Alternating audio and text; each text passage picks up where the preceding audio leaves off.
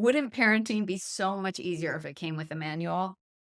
Adolescent and child psychologist Laura Kastner shared some important insights when it comes to modeling emotions for kids. When we act closed off or overly emotional, it models to our kids kind of unhelpful ways of reacting to stressful situations in our lives.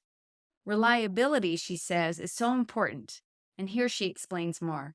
Well, by the time kids are teenagers, they keep a lot of things more private. They feel vulnerable about a lot of things. If we take a boy that's not doing well at school and, with small stature, doesn't feel like he has friends, he's really getting maybe even a little depressed, definitely anxious about not quite cutting it at school. He's not in the cool guy group and he's not as big as the other kids. He's really wondering about what his pecking order is. When he comes home, a lot of those boys already have absorbed what we call the boy code. You're supposed to be strong and dominant and competitive and in the winner's circle, right? And then they show their feelings by defiance. It's sort of the defense against feeling vulnerable. And then even a good father might say, like go up to their room and want them to let their hair down and talk about their concerns. I'm here for you, son. Tell me about what's going on.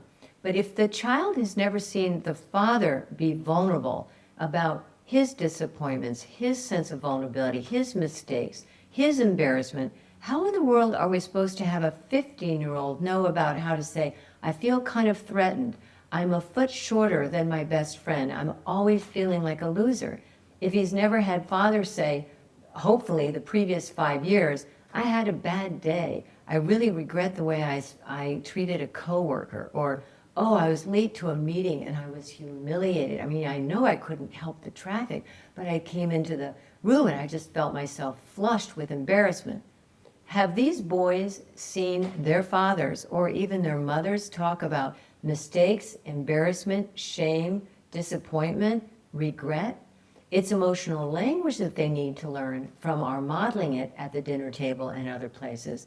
But it's also a sense of vulnerability that they need to sort of master to be able to voice. And we often talk about name it to tame it. By talking about your feelings, you literally are going from your emotional brain up to your right hemisphere to identify the emotion, to your left hemisphere to actually put a sentence together about, I feel this about that, and I think it came from this thing, and I need to fix this problem.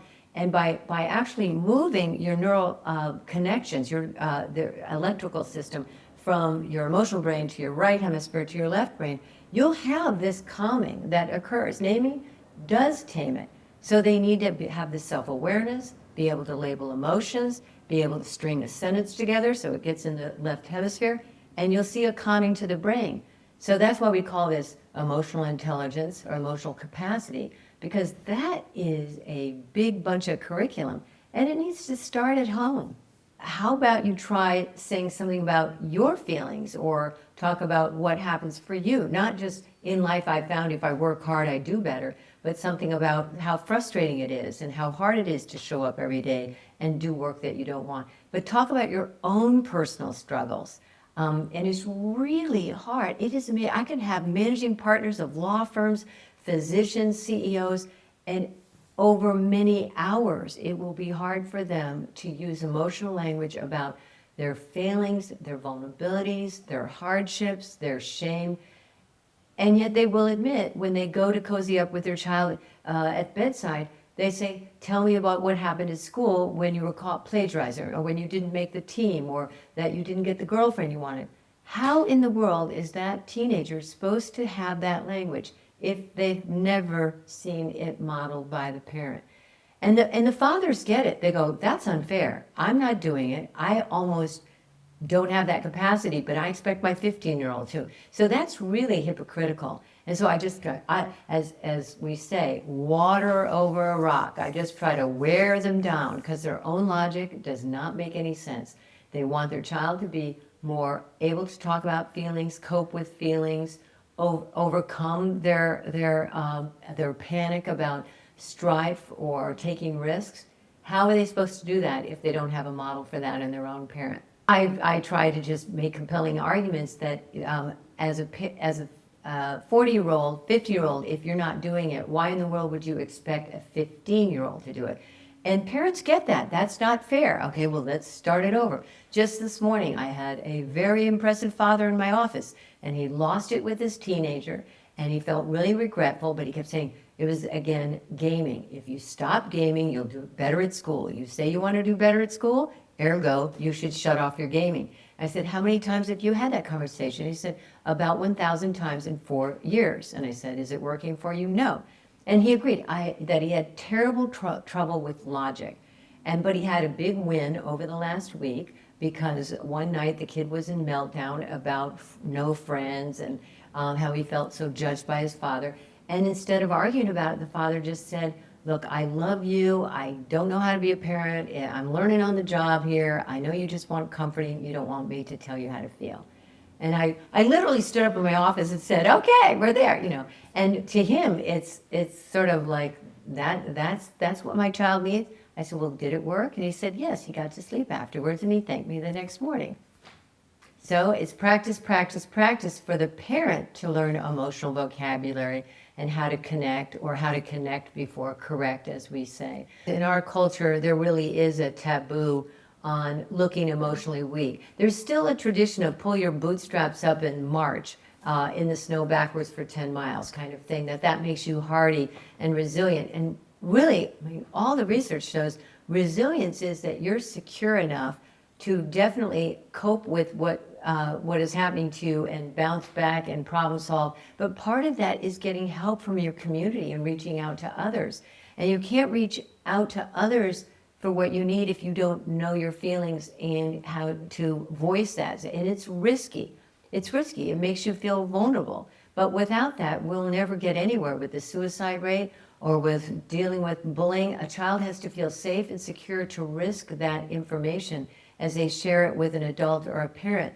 We want to be askable parents. We want to be approachable parents. So by not coming off perfect or perfectionistic, or the source of all hassling and perfectionistic parenting, they can feel safe enough to come to us. That's why in the old days it was okay to be authoritarian and just make them obedient and make them have good manners.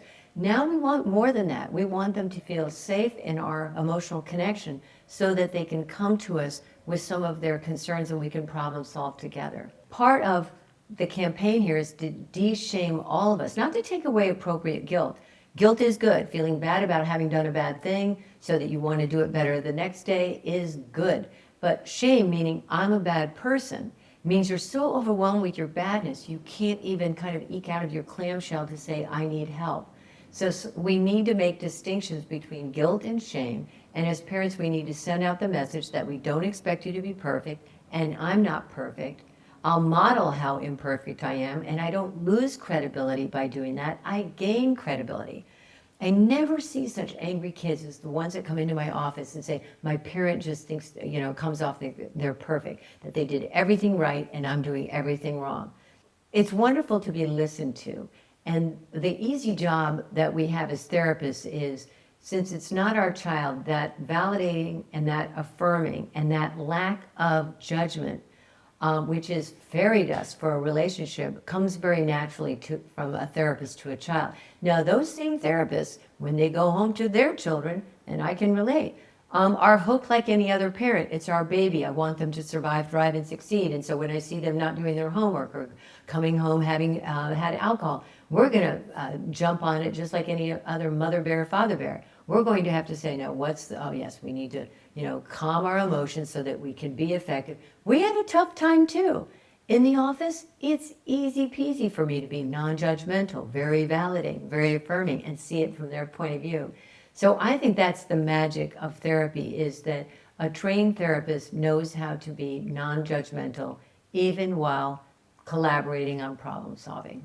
There are people that help you with worries. There are people that help you with physical problems. We need to really eradicate the taboo, or they'll never come to us with their problems, and they'll not go to a therapist when they need that. I mean, almost all of us at some point in our lives will go through a rough patch where we will benefit from help from a counselor. Thank you for watching this video. We publish new videos every week, so if you enjoy this sort of content, please like and subscribe to the channel.